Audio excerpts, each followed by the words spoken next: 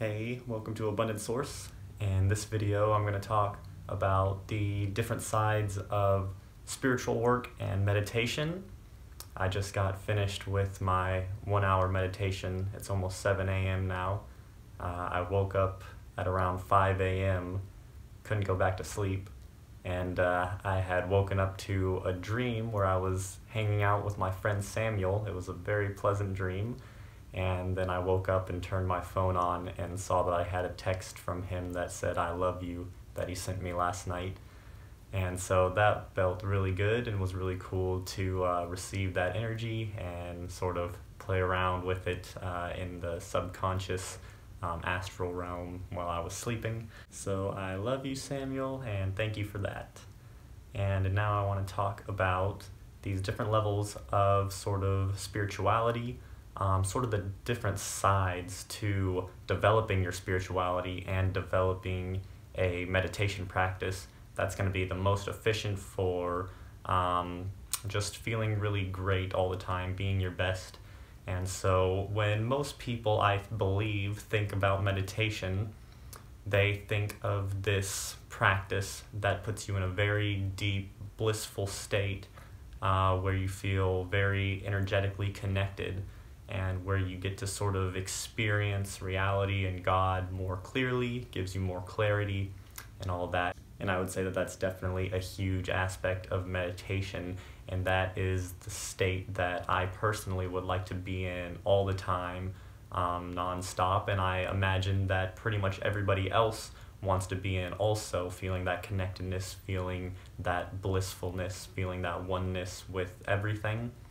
And so I think that it's such an amazing practice to meditate, and to meditate on just being with yourself, feeling your sensations, feeling that connection, and really being focused on unity. And then I want to talk about the opposite end of meditation, where first I feel like I'll explain when we're feeling that bliss and we're meditating and we just feel amazing and we're like, this is how I want to feel all the time. We do our meditation, and maybe it's not necessarily even sitting down or look like meditation. Maybe we're out on a walk, or maybe we're even at work or driving the car, and we're just very present, very focused, and we're meditating. We're being with ourselves. We're feeling the sensations of ourselves. Maybe we're focused on our breath or our heartbeat, and it's very meditative, and that's the state that we want to be in.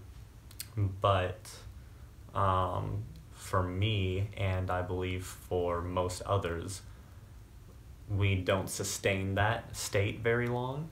We stay in it while maybe we're meditating, a lot of the time, not even when we're meditating, and maybe for 5 minutes, 10 minutes, 20 minutes, we sustain it during some period where maybe we're just, like I said, driving the car, out for a walk, doing whatever, and we just remember, and we're like, oh, I can be present right now, and I can stay focused.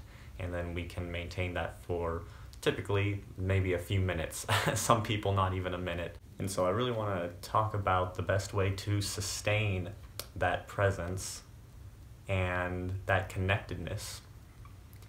And one way is meditation on that connectedness and feeling that bliss and doing that as much as possible.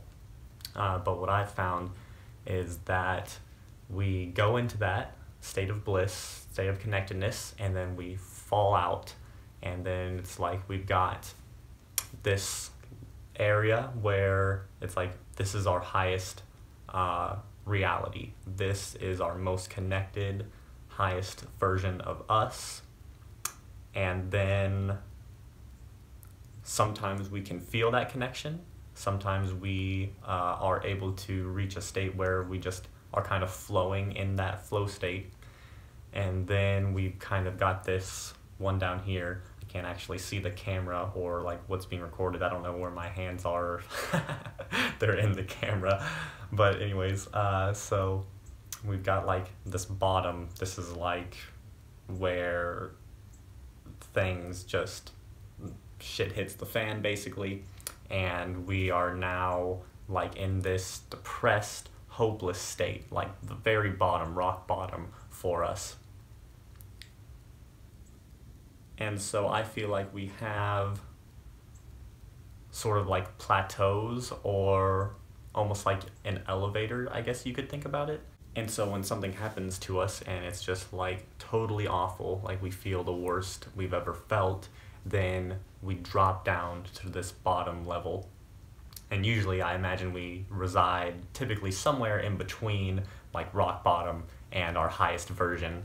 But what I've seen in just a lot of individuals, and myself especially, is that when I come out of, is that when I'm not in my highest reality state, then I'm wondering, how do I get there again, and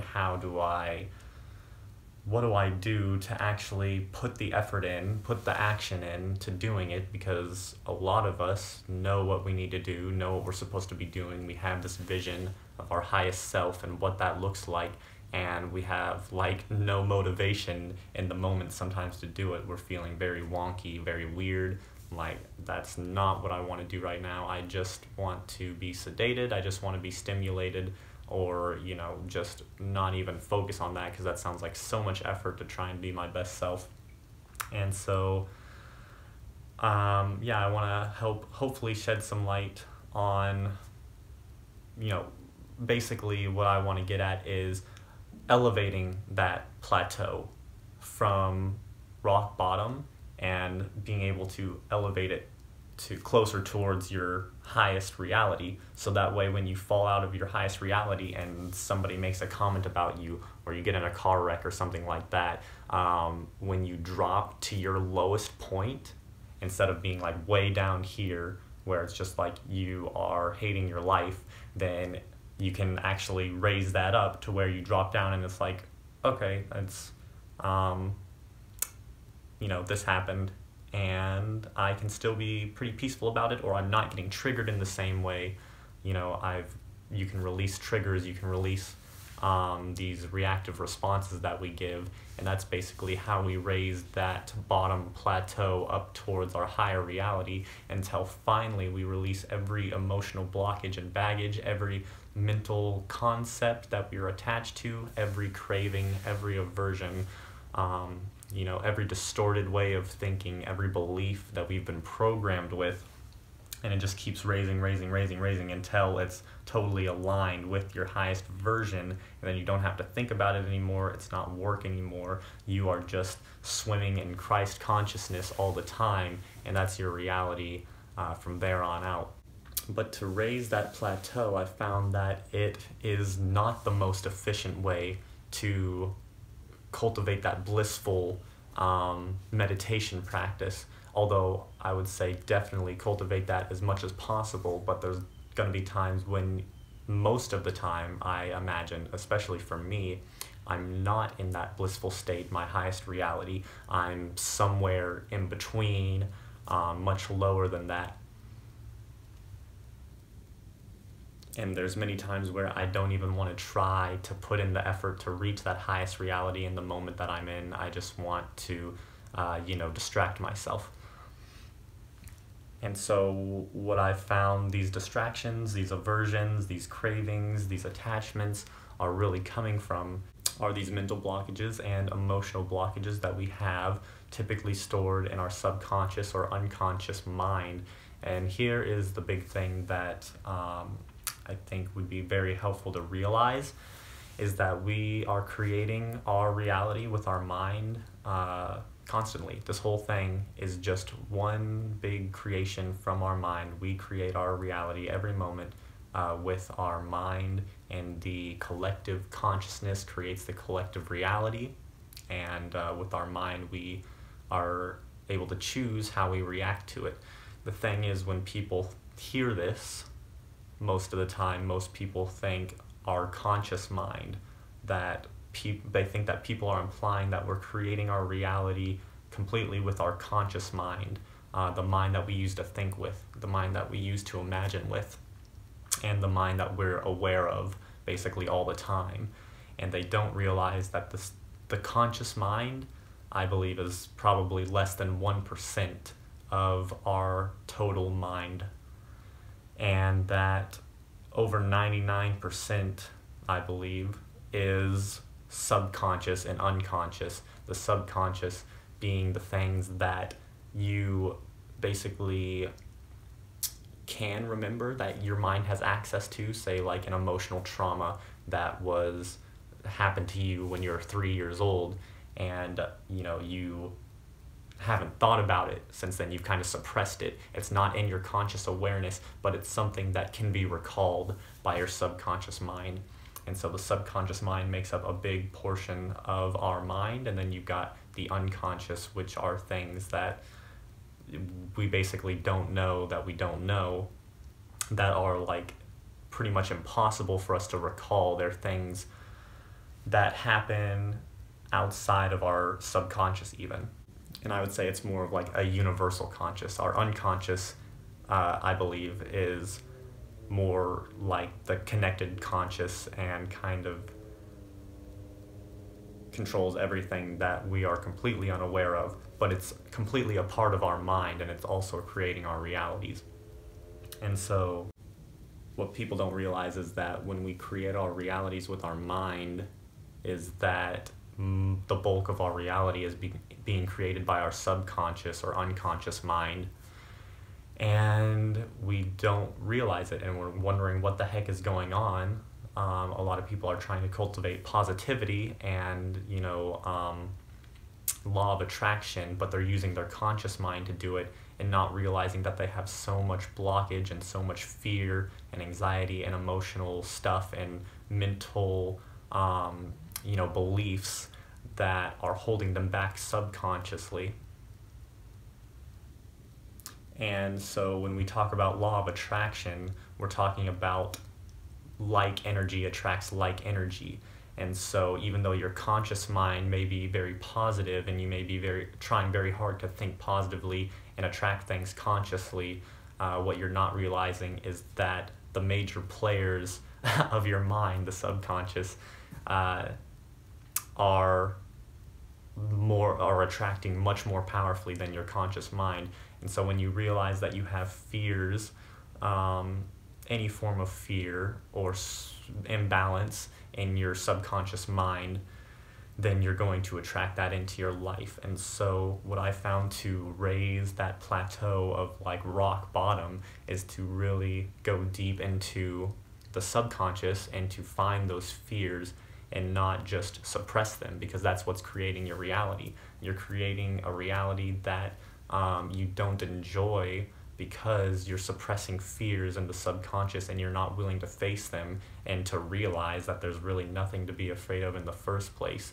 The only thing to fear is fear itself, right? You're only afraid because it's unknown to you, and you don't know what's going to happen if you take a look at it. But once you do take a look at it, once you shine a light on the darkness, then the darkness goes away, and it's nothing but light, and you realize that it was just basically like a little child calling out for help, and you just perceive it as like this big monster that's going to harm you, but it's actually your salvation. And so if you've been following my videos, you know that I've done a couple of Vipassana courses, which is a 10-day meditation and silence retreat, and it feels like it's been very beneficial. And the style of meditation that is basically sitting with reality as it is and not trying to change it. So if you feel pain or discomfort anywhere, you feel numbness in your body while you're meditating, you just watch it. And you do your best to not move and to just wait and see what happens and observe it. And the same with, your thoughts and your emotions. And it's very hard to sit in bliss when you are in absolute pain and your knees are aching and your back is inflamed and you're not trying not to move. And a lot of people don't realize how beneficial that is, and they think that it's like torture, and like, why would you want to meditate that way? And so another point that I want to bring into your awareness is that the subconscious and unconscious are connected to the body at all times. They're connected to our body device. This device is basically communicating with the subconscious and unconscious 24/7 nonstop. And so when we don't know how to tap into our subconscious using our conscious mind, we can actually use the body. And the body pains, discomforts, anything that we feel in our body that is that doesn't feel in alignment is telling us that we have a subconscious either emotion or belief in some area that is manifesting that discomfort in our body. If you have discomfort in your body, then you have emotional baggage, blockage, or some sort of mental belief, attachment, craving, aversion, something like that. And so what the meditation of Vipassana does, which is what they say the Buddha used to reach enlightenment, is Vipassana meditation, is you're basically just sitting for as long as possible in basically your discomfort, because your discomfort is telling you that there's an imbalance in the body, there's an emotional attachment, and as you sit with the discomfort and you remain non-reactive and you just observe it as it's going on, and you say, yes, there's pain here, there's discomfort here, and I'm just going to watch it.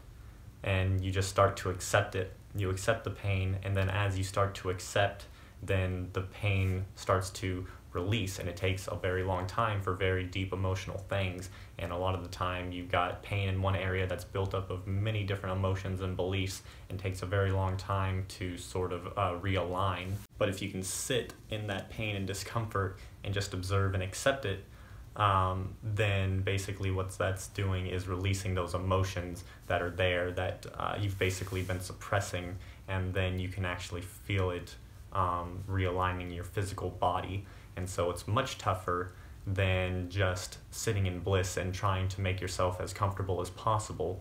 But what that's going to do is, elevate that plateau. And once you've released everything that you can release, then, like I said, you're going to be at your highest reality all the time. You're going to be sovereign. You're going to be able to choose without any hesitation, because you're basically just connected to the flow of life and letting that guide you, and your intuition is going to be so strong, it's going to be undeniable, and you would never want to do anything other than go with that. The other thing you want to realize with all of this is that body, mind, spirit is all connected, and it's all communicating with each other simultaneously. And if you are an unhealthy individual, it's going to be very hard to get in touch with your mental space, any sort of clarity, anything like that. So one of the highest things, honestly, that I can recommend is going on a raw food diet and eating mainly fruit. Fruit is the highest vibrational food on the planet, fresh organic fruit. And it's really going to help bring everything up to the surface. It's so light, not only in density, like if you're trying to become light and you're trying to become like weightless light energy, then you want to eat the lightest foods, the least dense foods possible, and that's going to be the high water content juicy fruits with tons of nutrition and basically everything that we need to flush the body and light up our cells. And if you're eating super dense cooked foods, super dense raw foods, a lot of nuts and seeds, things like that, which I still eat. I'm still on this journey and I'm still working through my stuff. But I can definitely tell that when I eat a lot of these things that I feel lower, I feel heavier, I feel sluggish, and it's not what I want for my highest reality. So I'm still working on my meditation, sitting with myself and just observing everything as it is and releasing different emotions, which has become a lot easier for me. And it just really lightens the load for you. It's part of nature's laws to eat raw, to not cook our food. Every other animal in nature eats a raw food diet. It feels silly to think that we need to modify our food. And the only reason we cook our food typically is so that way we can eat things that we're not designed to eat. And when you get back into nature's laws, it's like, why would we want to eat anything we're not designed to eat? And by not cooking your food, it makes it very obvious the things that we are and aren't supposed to eat in nature, and what appeal to us and what tastes good, and what feel the best in our body experientially.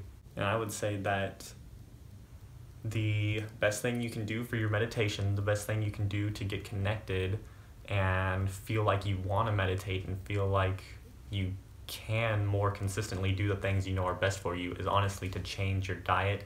It was the number one thing that helped me to give me clarity, to give me alignment in my body, to stop feeling all the inflammation when I would meditate, to stop feeling all the pain and the aches when I would meditate that were so strong. Eating clean is just going to flush all that out, and you're just going to feel so much lighter, and it's going to be so much easier to meditate, so much easier to want to meditate, because you've got that clarity and connection even beforehand. And I know that when, like, my state of connectedness is directly tied to the food that I eat. If I'm eating something that I'm not supposed to be eating in nature, it's going to disrupt, all the signals and the frequencies that I'm receiving, and I'm just not going to be as connected. We're always connected to love, we're always connected to source energy, but we don't always feel that in this dense physical body. And so in order to feel that, we really want to just eat light, we want to be light, we want to live light. And I found that the best way to be connected with that is through diet, fruitarian diet, being super high, in a conscious diet, and also juicing, fasting as much as you can, are just going to eliminate blockages, eliminate fears, eliminate beliefs, like automatically, and help your meditation practice and your spiritual growth.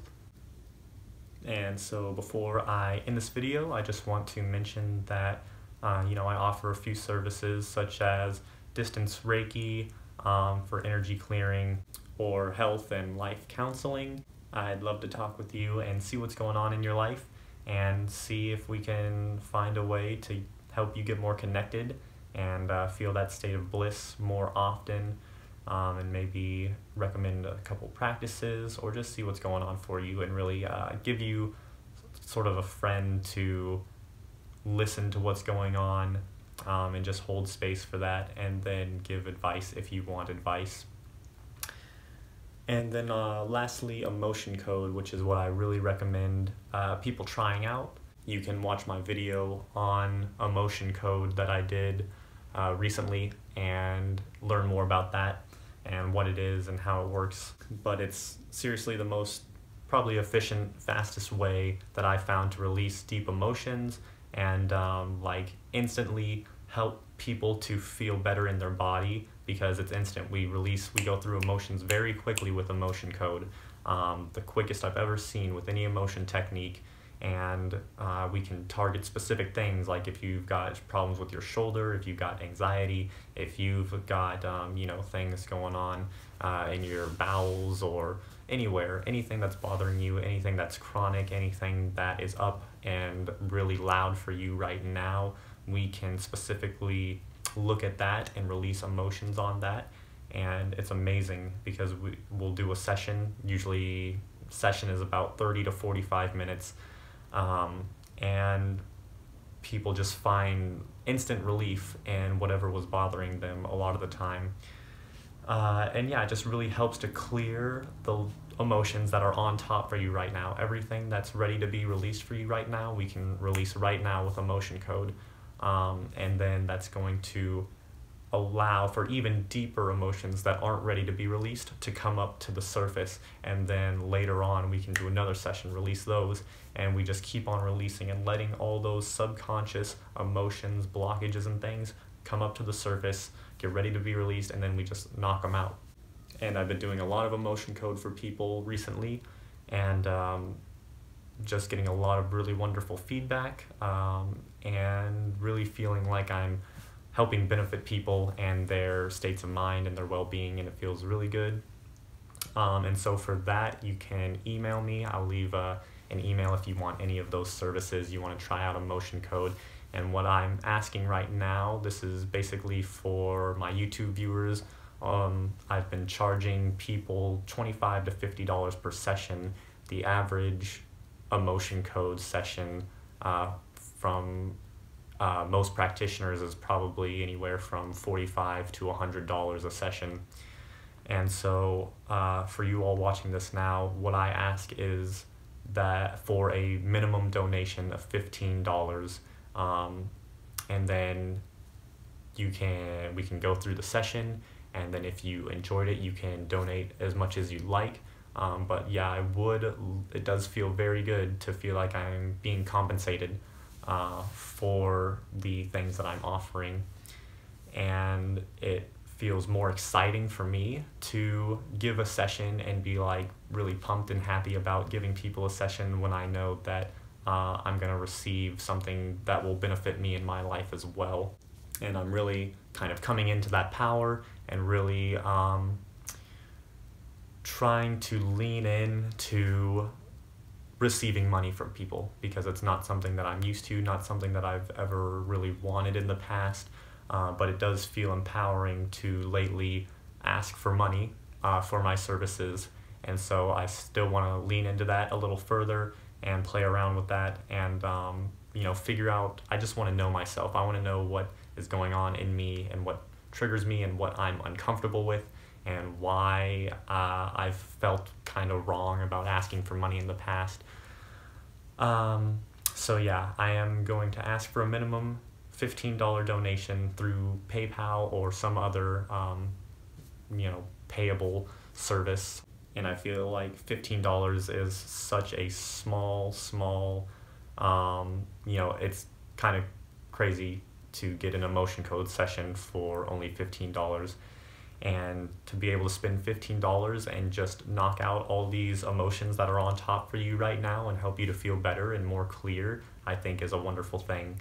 If you absolutely have no money, you have no way of paying, you have no way to get $15, then you can go ahead and email me and we'll work something out. And if you go through the session and you feel like it's a stupid technique and it was a total waste of your time, then I'm not going to charge you for it. So I feel like you really have nothing to lose here. If you do get charged for it and you enjoy it, then that is wonderful and very beneficial, and I think is really going to help you out in your life. So I really recommend trying it, even if it's just once, just to try it and see what happens for you. Just go ahead and email me at the email below and we'll set something up. I'm hoping to have a running website sometime soon to make this a lot easier, where people can just go to that and find all these videos and services and all the things that I'm kind of promoting right now. But for right now, you can just email me, and I hope that this video has been beneficial. It definitely feels beneficial for me to make it and share it, and spread these messages and this love that I have for all of you. And I will talk with you in the next video. Thank you so much for watching.